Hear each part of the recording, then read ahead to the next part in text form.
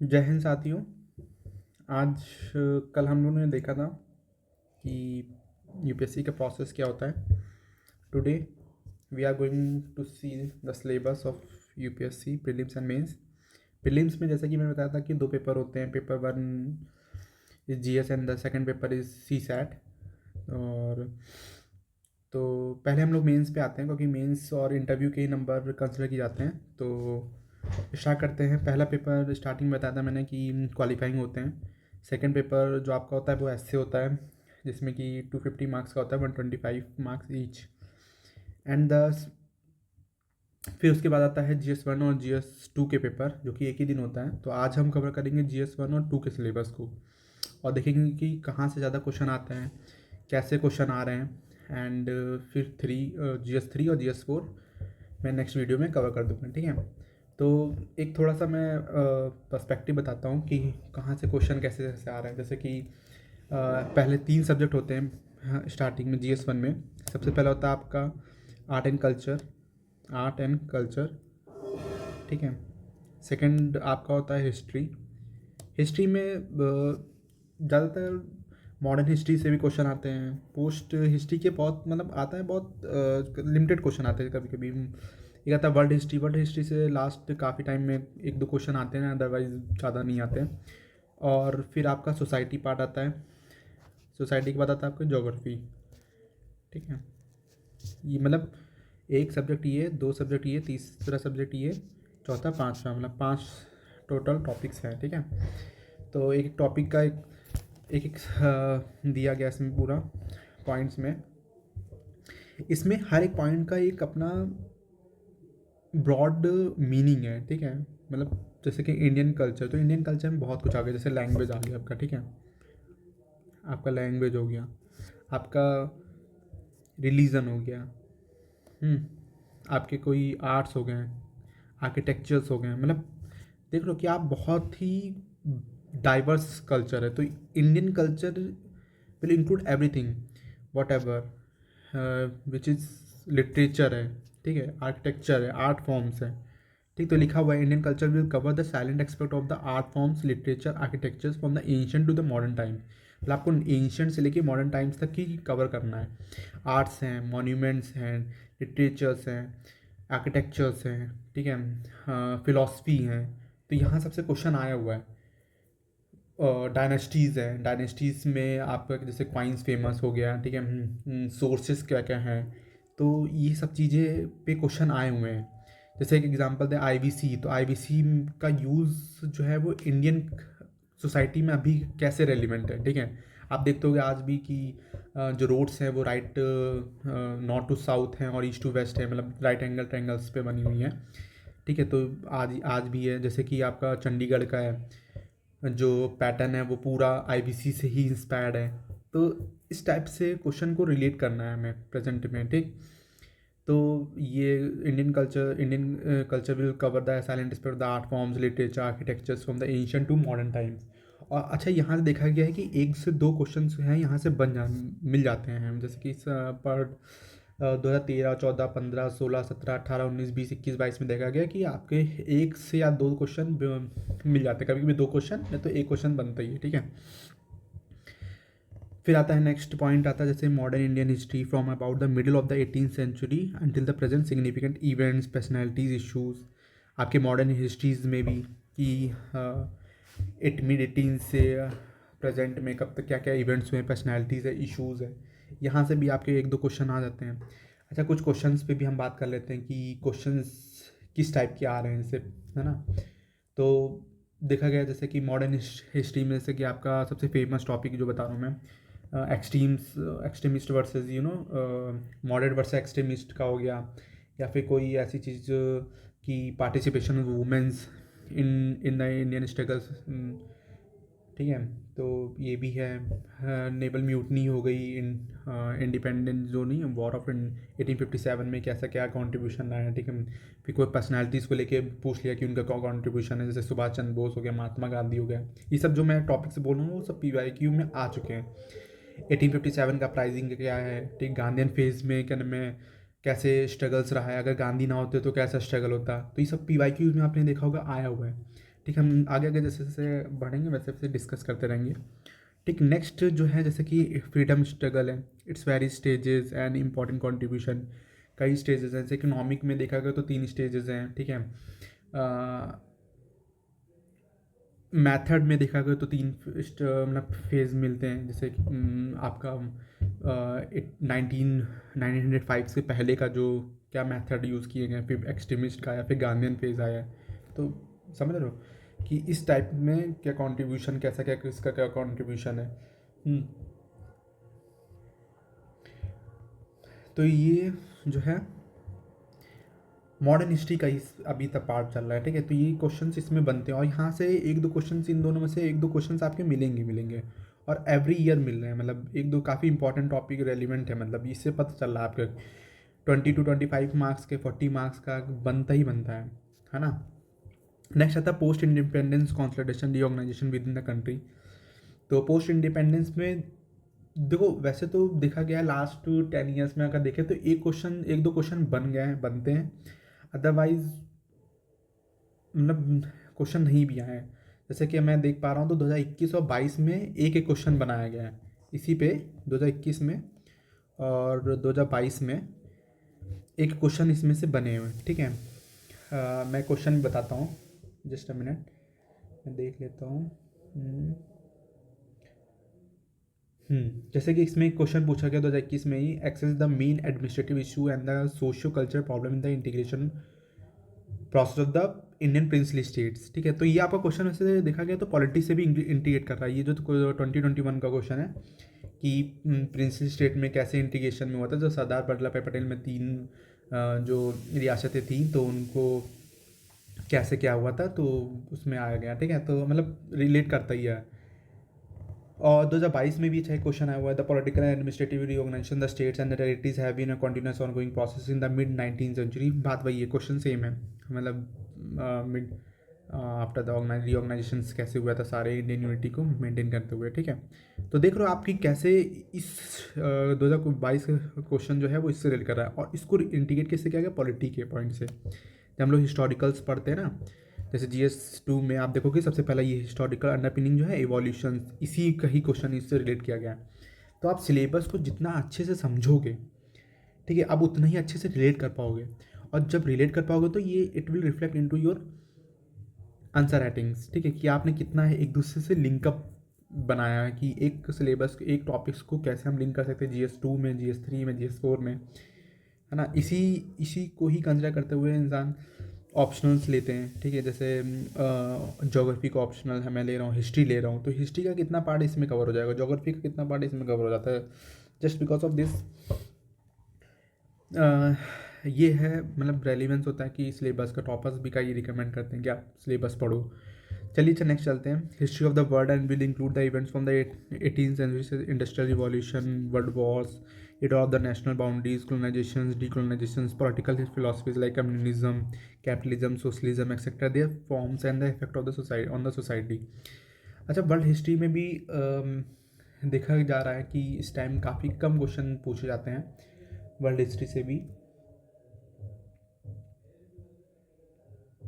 है ना। मतलब 1 से 2 क्वेश्चन पूछा था, कभी कभी नहीं पूछा था। जैसे 2023 में एक क्वेश्चन पूछा गया था, 2021 में एक क्वेश्चन पूछा गया था, 2019 में क्वेश्चन पूछा गया था, मतलब 1-1 साल का गैप लेके हुए। तो आप पढ़ लो, वो भी इंपॉर्टेंट पढ़ लो, जैसे कि वर्ल्ड वॉर्स क्या होते हैं, इंडस्ट्रियल रिवॉल्यूशन में क्या है, ठीक है, कॉज क्या है, रिडॉल ऑफ द नेशनल बाउंड्रीज क्या है, कोलोनाइजेशन, डिकोलोनाइजेशन, जितने भी इसमें एक वर्ड्स हैं वो आपके की वर्ड्स हैं, मतलब उसमें से आपको उतना तो आपको करके जाना। जैसे इंडस्ट्रियल रिवॉल्यूशन आप पढ़ के जाओ, वर्ल्ड वॉर 1-2 दोनों पढ़ के जाओ, ठीक है, withdrawal of the national boundary इसको पढ़ के जाओ, कोलोनाइजेशन क्या होता है, कैसे होता है, क्या है क्या नहीं, ये सब पढ़ के जाओ। डीकोलोनाइजेशन क्या है, फिलोसफीज़ क्या है, जैसे कम्युनिज्म क्या है, कैपिटलिज्म क्या है, सोशलिज्म क्या है, इनके इनके एक पेज के नोट्स बना लो आप, है ना। मेरे पास भी हैं, मैं भी शेयर कर दूंगा आपको। बट ये वर्ड्स अपने आप में क्या है, एक की वर्ड्स हैं, समझ रहे हो। तो इन पे आप क्वेश्चन बनेंगे और कहीं ना अगर आपको कुछ भी नहीं आ रहा ना तो आप कहीं ना देखोगे, आप जस्ट PYQs देखोगे तो इसमें से एक, अगर आपने जैसे कोलोनाइजेशन पढ़ लिया तो कोलोनाइजेशन का कोई ना कोई पॉइंट जो है आपको कहीं ना कहीं हेल्प जरूर करेगा वो। अब जैसे मैं आपको बताता हूँ कि वर्ल्ड हिस्ट्रीज़ के कुछ देखता हूँ मैं। जैसे एक क्वेश्चन आया हुआ है, तेरह के American revolution was an economic revolt against the mercantilism है। कोलोनाइजेशन, इंडस्ट्रियल रिवॉल्यूशन, ठीक है, इवेंट्स, डीकोलोनाइजेशंस, इंडस्ट्रियल रिवॉल्यूशंस। और इसी पे से ही क्वेश्चन आया, जैसे कोलोनाइजेशन का देखो क्वेश्चन है, why the indentured labour was taken by the British from the India to other colonies, have they been able to preserve the culture identity over there. Question, अब ये क्वेश्चन जो है indentured labour का जो question, labour का जो ये topic है, ये हम गांधीयन फेज में पढ़ते हैं जब वो साउथ अफ्रीका में थे, ठीक है। अब उसी को ही यहाँ पर रिलेट किया गया है, ठीक है। तो अब आपने अगर पढ़ा होगा टॉपिक को अगर वहाँ पर, तो आप लिख लोगे, ठीक है। आपको एक बेसिक आइडिया होगा कि हाँ इस चीज़ में ऐसा क्या हुआ था, क्या नहीं हुआ था, ठीक है, कौन कौन सी चीज़ें बात की गई थी, किस चीज़ की बात की गई थी। तो ये सब चीज़ें इसमें मिल जाती हैं, पॉइंट समझ रहे हैं आप। तो मतलब आप जितना ही इसको पढ़ोगे, जितना ही आप इसको रिलेट करोगे, उतना ही आपके लिए बेटर होगा समझना कि सिलेबस क्या है। इसलिए कहते हैं कि सिलेबस को आप अपने सामने रखो, उसको बार बार पढ़ो, क्योंकि जितना ही आप पढ़ोगे, जितना ही आप समझोगे, तो आपको लिंक करना आएगा, बिल्कुल भी समझ रहे हो, पेपर से लिंक करना आएगा पूरा, और PYQs लिंक करना आएगा, है ना। ये चीज़ ये है। आप अब अभी तक जो चल रहा था, ये पूरा जो है आपका हिस्ट्री पार्ट है, समझ रहे हैं, ये पूरा हिस्ट्री पार्ट है। इसमें आपका मॉडर्न हिस्ट्री कवर हो गई, पोस्ट इंडिपेंडेंस कवर हो गया, वर्ल्ड हिस्ट्री कवर हो गई, ठीक है। Now the third subject is हमारा सोसाइटी है, ठीक है। अब सोसाइटी स्टार्ट हो रही है, सोसाइटी का चलते हैं। अब आता है, देखिए सोसाइटी में आता है silent feature of the Indian society. ये जो वर्ड है समझ लीजिए की वर्ड है, और इस कीवर्ड में बहुत कुछ है। मतलब silent feature of Indian society में मतलब बहुत कुछ है। डाइवर्सिटी ऑफ इंडिया, समझ रहे हैं। डाइवर्सिटी में क्या है, लैंग्वेज हो गई, रिलीजन हो गया, रेस हो गया, कल्चर हो गए लोगों के, ट्राइबल्स के हो गए, ठीक है। मतलब समझ रहे हैं आप अगर आप इंडिया का अगर पूरा मैप ही उठाओ ज्योग्राफी में, तो हर एक अलग अलग का अपना अपना एक आइडेंटिटी कल्चर है, ठीक है, रीजनलिज्म का कल्चर है। तो इन सब चीज़ों पे आपको एकदम बहुत बड़ा पर्सपेक्टिव आपको रखना पड़ेगा कि silent feature of India society बहुत बड़ा है। मतलब बहुत ही एकदम डीप में इसको कितना भी आप जाओगे उतना ही इसको समझना पड़ेगा। जैसे एक दो मैं क्वेश्चन उठाता हूँ, जैसे रीजनलिज्म है, सेकुलरिज्म है, समझ रहे हो, कास्ट है, डाइवर्सिटी है। डाइवर्सिटी में जैसे आया कि कोई भी चार आपका कल्चरल एलिमेंट बताइए डाइवर्सिटी के भारत में, इंडिया में, and rate their respective significance the building a national unity. बताओ आराम से। कास्टिज्म, कास्ट पे आया question, Mahatma Gandhi, Ambedkar, despite having diverse approaches and strategies have a common goal of amelioration of the down trodden illustrate. Caste पे question आ गया, regionalism पे आ गया, एम्पावरमेंट पे आ गया, समझ, यूनिटी पे आ गया, ठीक है, कि has the formation the linguistic state strengthen the cause of the Indian unity. अब क्वेश्चन देखो, ये हैज़ द फॉर्मेशन 2016 क्वेश्चन है, formation of linguistic states strengthen the cause of the Indian unity. समझ रहे हो, ये क्वेश्चन सिर्फ सोसाइटी का नहीं है, ये क्वेश्चन पॉलिटी में भी कहीं कहीं रिलेट कर रहा है यूनिटी का। बट आपको लिंक अप करके बनाना है आंसर, उसी से लिखना है आपको 150 वर्ड्स में। फिर आता है role of the women and women organizations, populations and associate problem issues, poverty, development issues, urbanizations, their problems and remedies. ये सब की वर्ड है। Role of the women and women organization एक topic, population and associates issues 2 topic, poverty 3 topic, development issues, organizations 4था topic, और उसके problems जो भी हैं, ठीक है। Effect of globalization on Indian cultures, बहुत ये क्वेश्चन टॉपिक तो बहुत फेमस है। ग्लोबलाइजेशन में देखा किस हर चीज़ में, यूथ में भी पूछा जाता है, कल्चर्स में पूछा जाता है, फूड में पूछा जाता है, फैमिली में पूछा जाता है, समझ रहे हो। तो ये सारा बहुत। नेक्स्ट चलते हैं, social empowerment, communalism, regionalism, secularism. हर एक टॉपिक पे पढ़िए, एकदम हर एक टॉपिक को एक एक पेज बना लीजिए, कहीं ना कहीं सब बन जाता है, ठीक है। सबका एक एक पेज ही इंपॉर्टेंट है, एक एक पेज के नोट्स आप बना लो। कॉज क्या है, इफेक्ट क्या है, अब क्या रिलेवेंस है, फेज कैसा है। जैसे कि आपका कम्युनलिज्म में पूछा था फेजेस कौन से हैं, एग्जाम्पल्स निकाल लीजिए, ठीक है। तो सोसाइटी में यही है।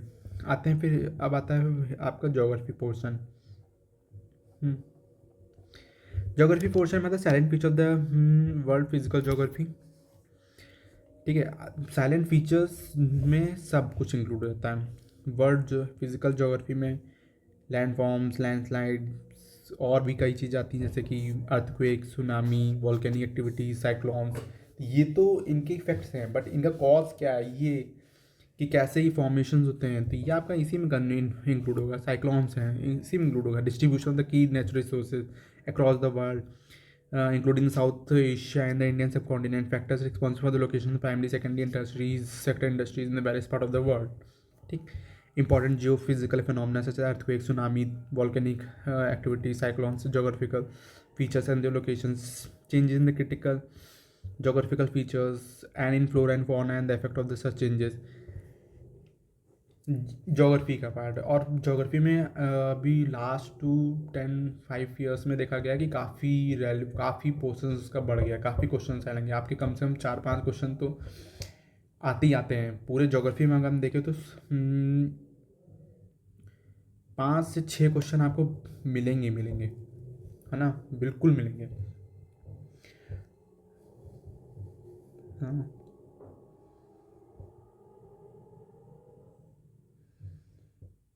एक दो पेपर्स भी मैं देख लेता हूँ, कुछ बढ़िया से कुछ क्वेश्चन निकालता हूँ।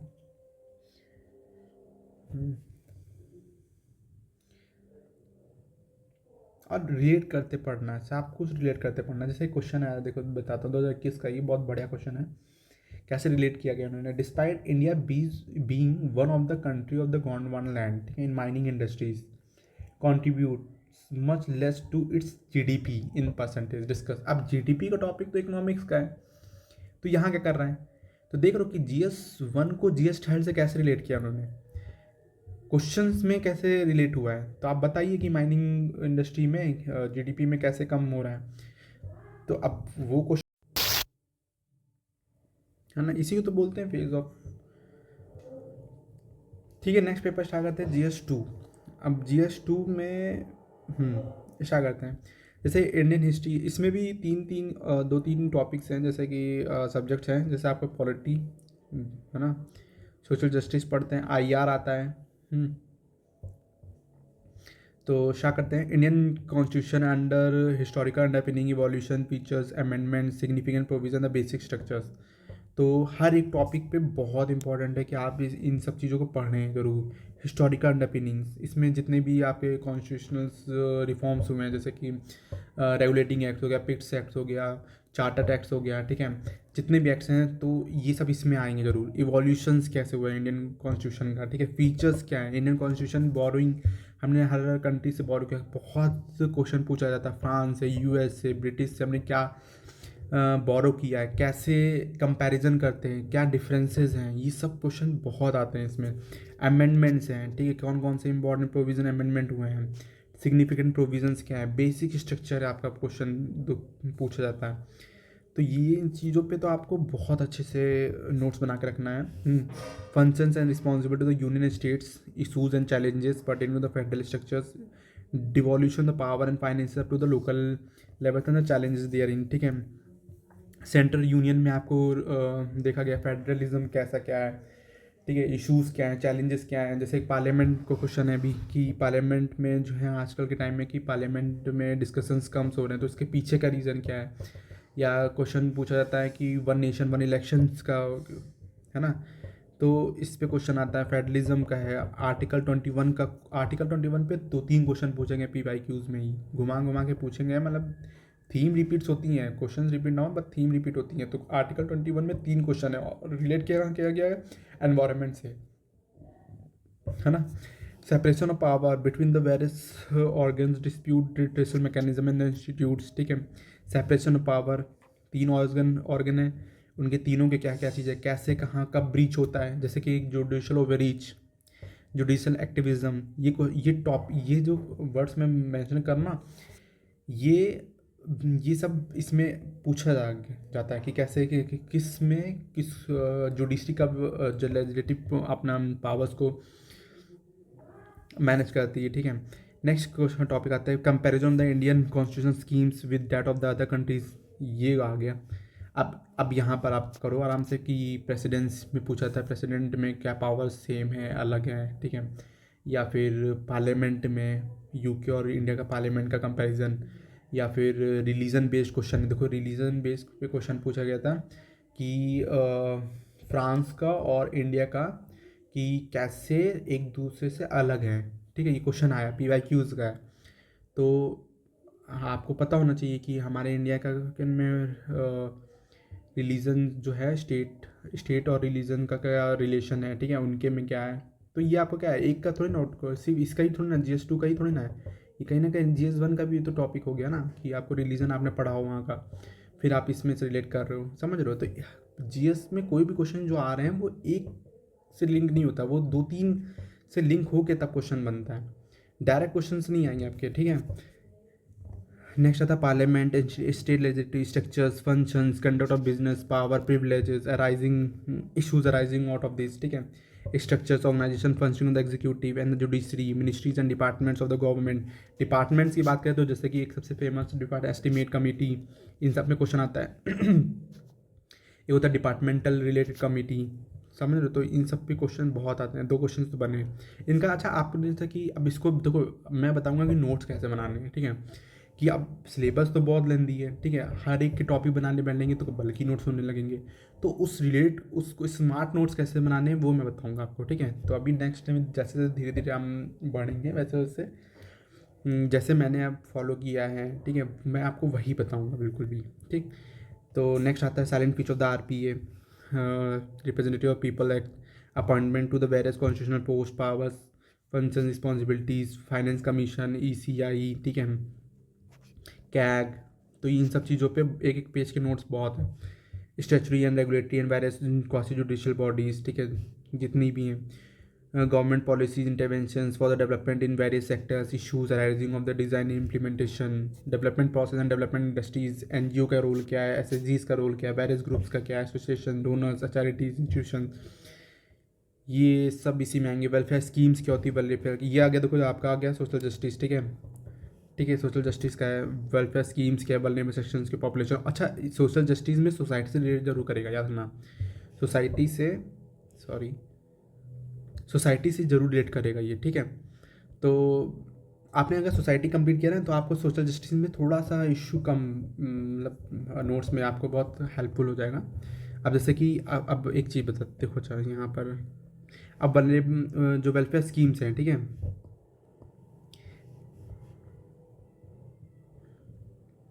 अब जैसे वेलफेयर स्कीम है, अब वेलफेयर स्कीम क्या रिलेट नहीं करेंगे हेल्थ से, एजुकेशन से, या फिर जस्टिस से, है ना। तो GS देख रहे हो आप, वन में सोसाइटी का कैसे आ रहा है।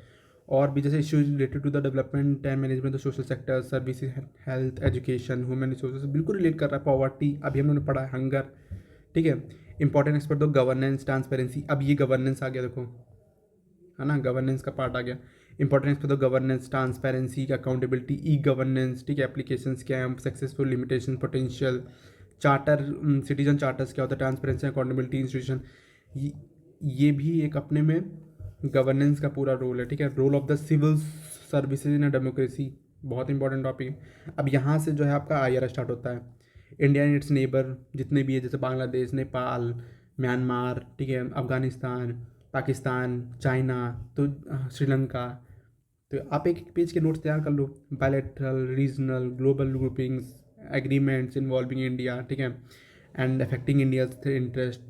नेक्स्ट आता है effect of the policies, politics of the developed and developing countries on the Indian interest in the Indian diaspora and the international institution agencies, जैसे कि आपका UN हो गया। अब UNSC में कितनी बार बोला जाता है कि रिफॉर्म्स करिए सीट्स को लेके, है ना। तो रेलिवेंट, अब आप न्यूज़ को भी कैसे पढ़ना है, ठीक है। तो ये सिलेबस जरूर रखिए, अपने सामने सिलेबस को रखिए जरूर, और उसको पढ़िए कम से कम। और ये प्रोसेस आपको करना है सिर्फ और सिर्फ 1 मंथ। रटो मत, रटोगे तो कुछ नहीं मतलब है, रटने से मतलब नहीं ना कि आप रट रहे हो, फिर उसके बाद एप्लीकेशन आपको सीखना है, ना कि आपको रटना आना है। पूरा सिलेबस रट भी लोगे क्या मतलब है, आपको एप्लीकेशन आना है। तो आप एप्लीकेशन कब आएगा, जब आप पर डे उसको देखोगे और लिंक करोगे। जब भी पेपर पढ़ो उसको आप ज़रूर एक बार देख लो, सामने लगा लो अपने स्टडी टेबल के, बिल्कुल। और सिर्फ 1 महीने आपको फॉलो करना है इसको, फिर आपके दिमाग में खुद बैठ जाएगा कि अरे हाँ, ये तो यार GS1 से रिलेट करा, GS2 से रिलेट करा, GS3 से रिलेट करा, समझ लो।